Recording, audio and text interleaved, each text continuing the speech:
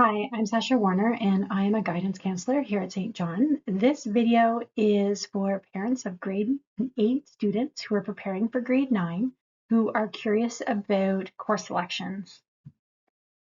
In this video, we are going to go through the different levels of courses that exist in grade 9. We'll talk briefly about the extended French programming here at St. John, and we'll go through some of the requirements for graduation. We'll also talk about elective credits, and many people have questions about summer school, so we'll cover a bit of that as well. Just because we don't very often get to see parents in our building, but your students may be talking about our student services team. Here's a picture, so you have faces to go with names. So you can see on the left is me, Sasha Warner, and then we have John Wayne Donaldson, our student support worker. Janet Brady in the middle is our finance secretary. Erin Truhaas is our guidance office admin. And then on the right-hand side, we have Tiffany Daou, who is also a guidance counselor. Okay, so we have two levels of courses in grade 9. So the first one is locally developed. That is for students who are working towards grade level. So in elementary school, they may have been working at a lower grade level than their peers. It's really designed to make sure they have the fundamentals and to help them gain confidence in their skills. These ones will lead towards workplace level courses in grade 11 and 12. The majority of our students will choose de-streamed courses. So these courses study theories and applications. They focus more on abstract problem solving.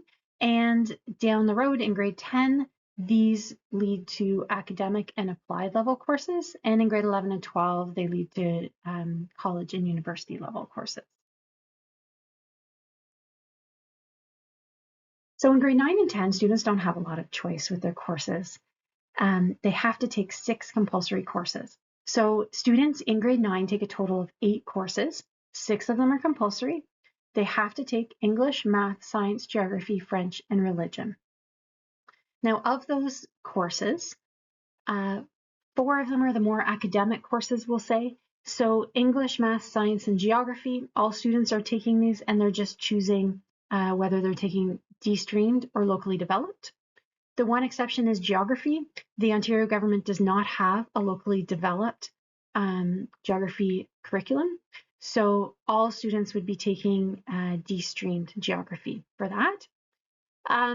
The one thing you'll notice on this slide is that for our extended French students, they take geography en français. So if your student is in extended French, they're going to choose CGC 1WF. The F stands for French. Okay, and then when we talk about French, there are a few options. So if your student is coming from de-streamed programming, they're going to take FSF 1D, which is de-streamed core French. If your student is coming from French immersion programming, they're going to take extended French. This includes students who are not planning on continuing their French studies. Honestly, they've been taking immersion in a lot of subjects in French for the last several years, and so they're far beyond what the core French requires. So no matter what your French immersion student is doing, they should be choosing extended French for grade 9. Now, the one thing about French that you should know is that if your student is identified, so they have an IEP and they are French exempt, we do have GLS 1.0, which is learning strategies. In this course, students work on numeracy skills, literacy skills. There's time for organization skills, the teachers checking in on their other courses, making sure they're staying caught up and organized. We always offer this the first semester of grade 9 to help these students, soft land into high school. So if your student is identified and French exempt, GLS 1.0 Learning Strategies is a really great course for them to get started in high school.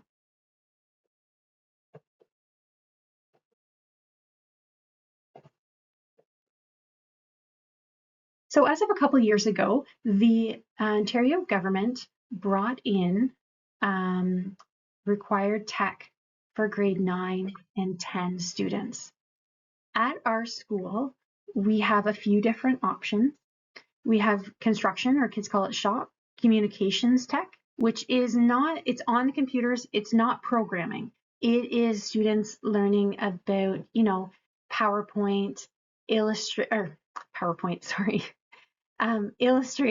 Photoshop is what I meant to say, video editing, that sort of thing. So it's communications technology.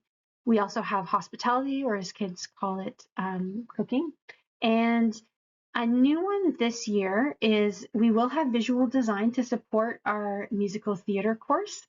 There is a tech code associated with that. So if your student wants to be working on visual design, props, set design, costumes, that sort of thing, they can choose visual design as their tech. That is an option. Okay, so let's revisit extended French to make sure you know what you're selecting for your child. So this is for parents of students who have their student is in French immersion currently in grade 8. So continuing that programming on into high school, we have extended French at our school. And that is a group of 7 courses which students take in French. So 4 of those courses are French language courses. So grade 9, 10, 11, and 12, that makes 4 language courses. And then 3 more credits that are other subject areas that are delivered in French. So for grade 9, they would take FEF 1D, French language. And then, as I mentioned before, they would take the other subject that's delivered in French is geography. Okay, so some other compulsories to keep in mind that students have to take throughout high school. The first one is tech.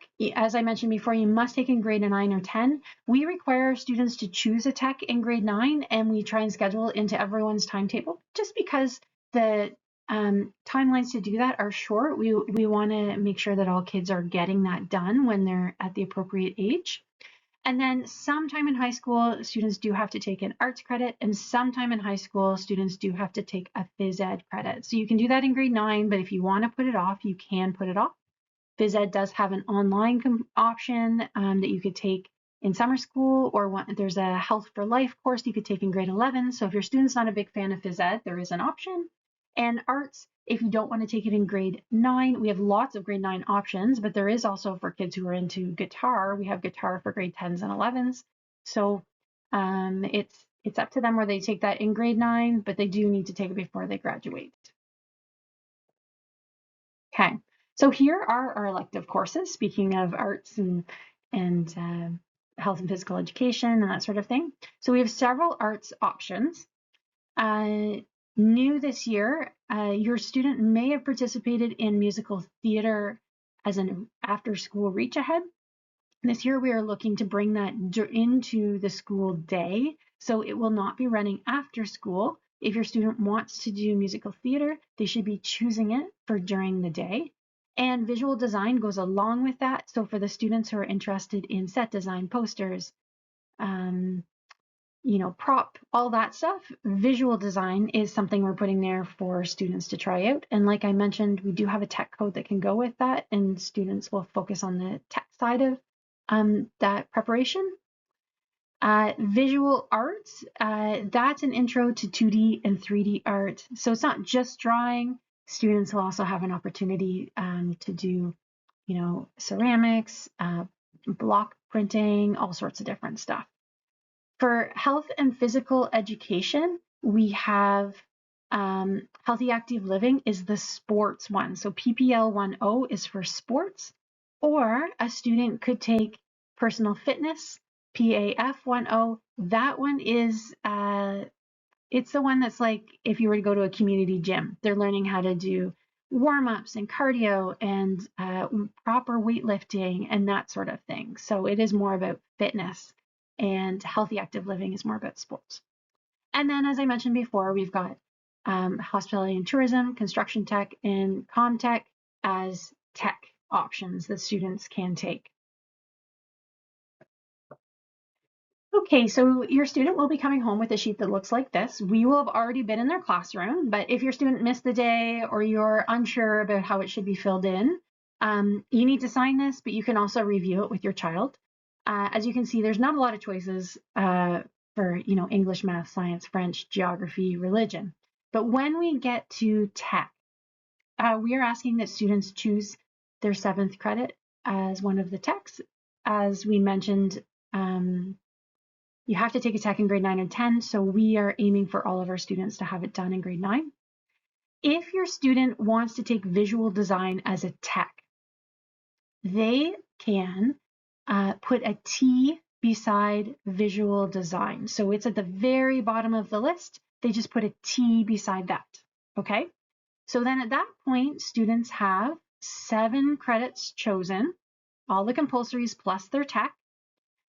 And then for the other elective, we're asking students to rank their top 3 choices by numbering them 1 to 3. If they're really excited to take another tech, they can do that. So if a student, checked off construction, for example, as their tech, and then they're like, but they also really, really want to take hospitality and tourism, they can rank hospitality and tourism as their number 1. Their first of their extra electives, okay? And then they can choose whatever they want for their other choices. We often see students choose fitness and phys ed as, number 1 and 2, and they'll get one of those and that sort of thing. So that is how you do that. And finally, we do get questions about summer school. So if your student's planning on taking something in summer school, that's totally possible. Please put in their courses as if they are not doing summer school. We will adjust their timetable in August if they successfully complete summer school. It's always easier to adjust it after the fact than to go backwards and fix something if they ended up not doing it. Registration opens in late April or early May. We will send out announcements and emails so you'll know when it's coming. It is first come, first serve. So you do want to reply to that email as quickly as possible. Keep in mind, it's an entire semester of work, which normally is, 5 months, delivered in 3.5 weeks. So you cannot be going on vacation in the month of July if your student is working on summer school.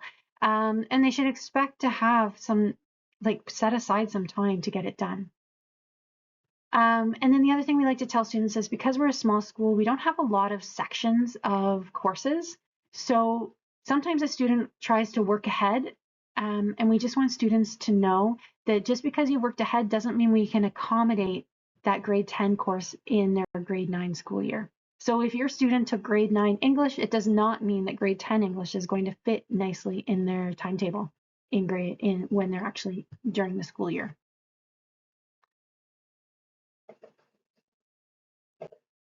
Okay, if you have any questions, you can pause here. Our email addresses are here. We're happy to answer any questions you might have. And thank you very much. And these sheets are due on Friday, February 13th, the Friday before Family Day weekend. Thank you very much.